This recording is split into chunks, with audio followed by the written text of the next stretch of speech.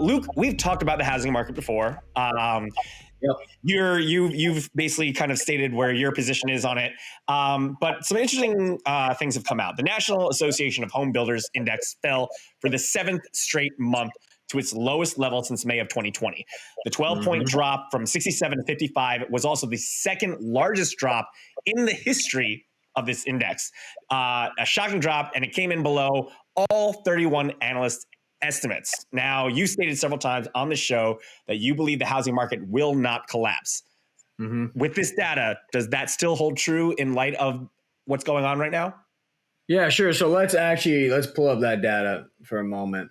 I'll screen share with you, and we can take a look at that exact data point you're talking about, or rather the time series therein. You got it on your screen? Coming in now. This is the NAHB Home Builder Sentiment Index. And to your point, it crashed to 55. It was supposed to be, I think the estimate was 66. It was 67 prior. Big miss, 12-point drop, second largest on record, biggest on record, excluding the COVID-19 pandemic. So you have to exclude that data because it's anomalous. Biggest drop on record, let's call it that. But look to where it's crashing to. It's crashing to 55. So it broke this. This is kind of a critical support level for home builder sentiment. And that's the 60 level. Okay. Sometimes we crash below and it's ugly. Most times we crash below and it's brief. Very brief fall downs below. Very brief. History says that there is nothing truly worrisome about this crash to 55. This happens. There's volatility in the data, and normally we bounce back. 08, we didn't bounce back. We dropped all the way below 10. We're at 55 still. A pretty healthy reading. If you were to look at this chart and say, okay, what's the median reading over the past 20 years? 55 is about the median reading. So we're not crashing to, oh my God, awful levels.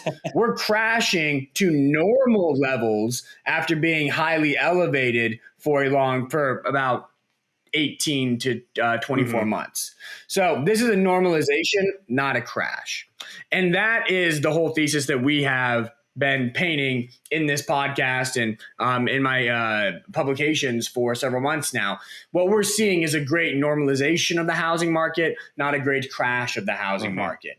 And the two big reasons why I say that is one, supply, and two, demand.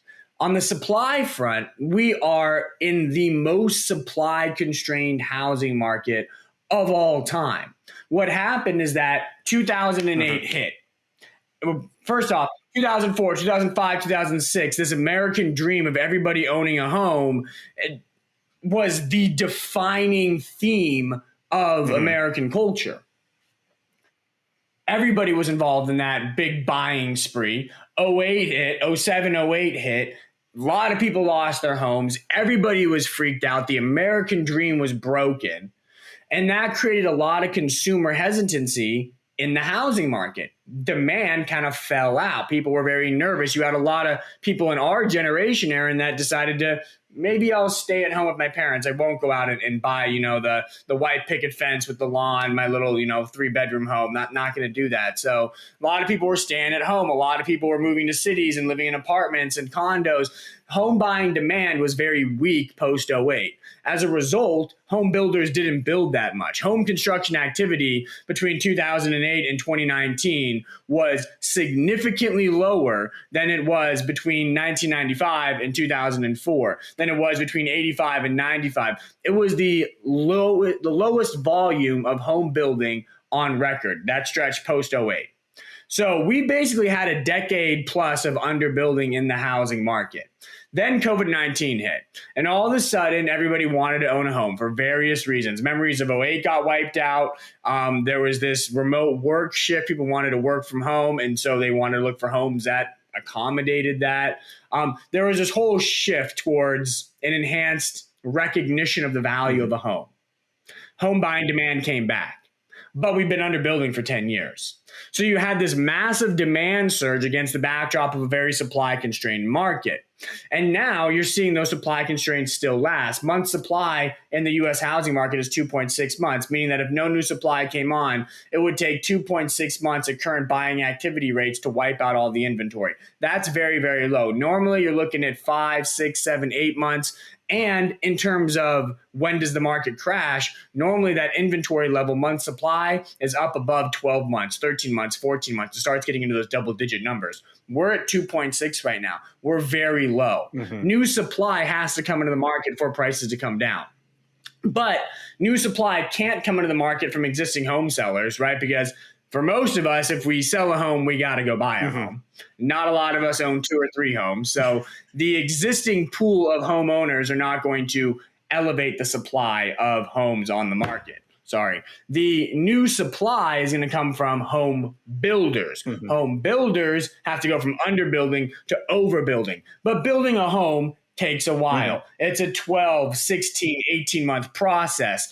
And once you've underbuilt for a decade, you now have to overbuild for a decade just to balance out the market. So not only are we in a supply-constrained housing market, but we will likely remain in a supply-constrained housing market for a long time, because in order to get to the point that we got to today, it took a decade of underbuilding, meaning it's going to take a decade of overbuilding to crawl our way out of this inventory hole.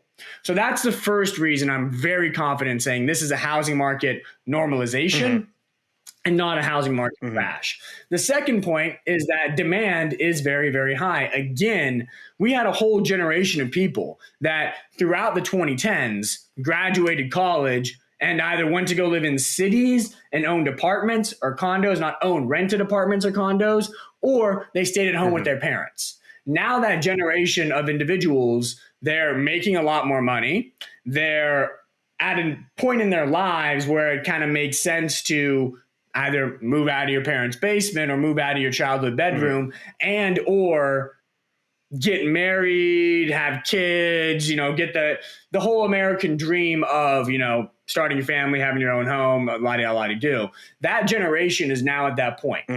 So there's a whole bunch of demand that's just waiting on the sidelines for any hiccup in the housing market. And any sign that prices are weakening, any sign that we're starting to see price cuts in the market, which we are seeing, any sign that it's flipping more towards a balanced market as opposed to a pure seller's market, there's going to be a lot of demand flooding in. I personally know about a dozen people that are just in my age demographic, this 25 to 35 demographic, that are just sitting and waiting on the sidelines. And as soon as there's any hiccup, they are jumping into the market and they're going to buy. There's a lot of pent-up demand sitting on the sidelines. So low supply, ultra low supply that's going to take a decade to build out of, and ultra high demand that's just waiting on the sidelines. That combination means this is not a housing market crash. This is not 2008 all over again. This is a great normalization after an extended period of 2020, 2021, where the housing market was absurdly high. That was unsustainable. We're normalizing to more sustainable levels. There's going to be some noise in the normalization, but come 2023, you're going to see home sales go up, unit home sales, and you're going to see home prices rise at their historically average low to mid-single digit CAGR. And that's how the market's going to progress.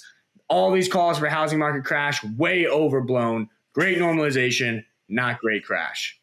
Thanks for watching HGI Clips. For the full episode, head on over to our sister channel at Hypergrowth Investing by clicking the link in the description or listen to the podcast on any of your favorite streaming platforms. We make new episodes every Wednesday, so make sure to check it out and subscribe to never miss any of Luke's Hypergrowth insights.